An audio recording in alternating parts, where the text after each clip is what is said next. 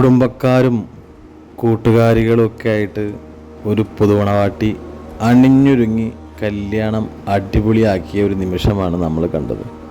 പക്ഷെ അതിനിടയ്ക്ക് എവിടെയോ നമ്മുടെ മണവാട്ടിക്കുട്ടി അവളുടെ ഉപ്പാനെ ഓർമ്മ വന്ന് കാണും.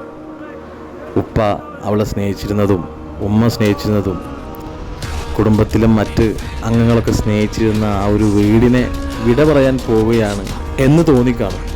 ചുരുക്കി പറഞ്ഞാൽ സ്വന്തം വാപ്പച്ചിയെ ഓർത്തുക.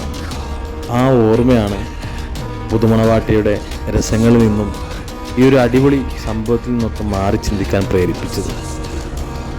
കരച്ചിലടക്കാൻ പറ്റാതെ കല്യാണവേദിയിൽ മറ്റുള്ളവരുടെ മുന്നിൽ ഉപ്പാനെ ഓർത്ത് ഇങ്ങനെ കരയണമെങ്കിൽ മകളും ആ ഉപ്പയും തമ്മിൽ എത്ര അറ്റാച്ച്മെൻ്റ് വന്നിരിക്കും. നിങ്ങളൊന്ന് ഓർത്ത് നോക്കി. എല്ലാ പെൺകുട്ടികളുടെയും ഉള്ളിൽ അവരുടെ അച്ഛൻ അല്ലെങ്കിൽ അവരുടെ ഉപ്പ ആയിരിക്കും ഡോൺ, അല്ലേ? ശരിയല്ലേ? പിന്നീട് അങ്ങോട്ട് നടന്നത് വാപ്പച്ചിയുമായിട്ടുള്ള കരച്ചിലും ആത്മബന്ധത്തിൻ്റെ ആഴം നമുക്കെല്ലാവർക്കും കരച്ചിൽ വന്നു എന്ന് പറയാം. അങ്ങനെയായിരുന്നു അവരുടെ ആ ഒരു സ്നേഹബന്ധത്തിൻ്റെ ആഴം നമുക്ക് മനസ്സിലാക്കാൻ പറ്റിയത്. പക്ഷെ വാപ്പച്ചി വിട്ടുകൊടുത്തില്ല. വാപ്പച്ചി പിന്നെ അങ്ങോട്ട് എൻ്റെ കുട്ടിക്ക് എങ്ങനെ സന്തോഷം ഉണ്ടാക്കണം എന്നുള്ള ആ ഒരു ചിന്തയിൽ മാത്രമായിരുന്നു. കണ്ടില്ലേ? ആ ഒരു മനസ്സിന് ഒരു ഉറപ്പ് കൊടുക്കുന്ന ആ ഒരു സീൻ കണ്ടില്ലേ?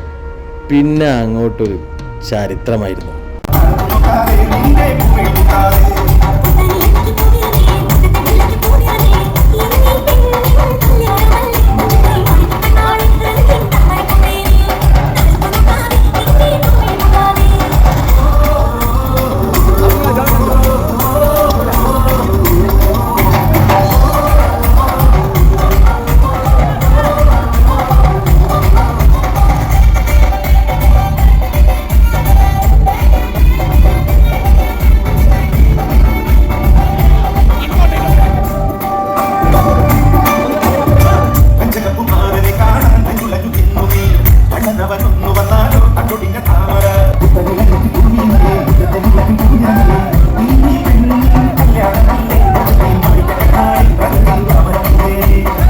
ഉപ്പയും മകളും തമ്മിലുള്ള ഒരു ആത്മബന്ധത്തിൻ്റെ സ്നേഹത്തിൻ്റെ ഒരു ആഴം നമുക്കൊന്ന് കാണാട്ടോ.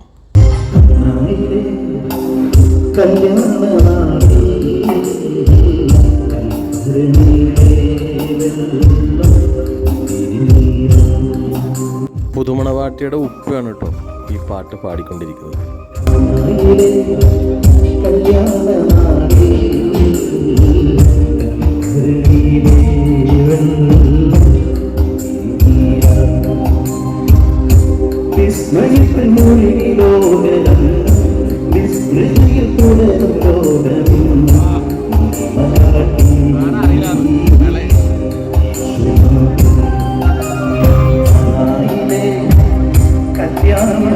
എത്ര സന്തോഷം ഉണ്ടെങ്കിലും പിടിച്ചു നിൽക്കാൻ പറ്റില്ല കേട്ടോ ആ ഉപ്പാക്ക്.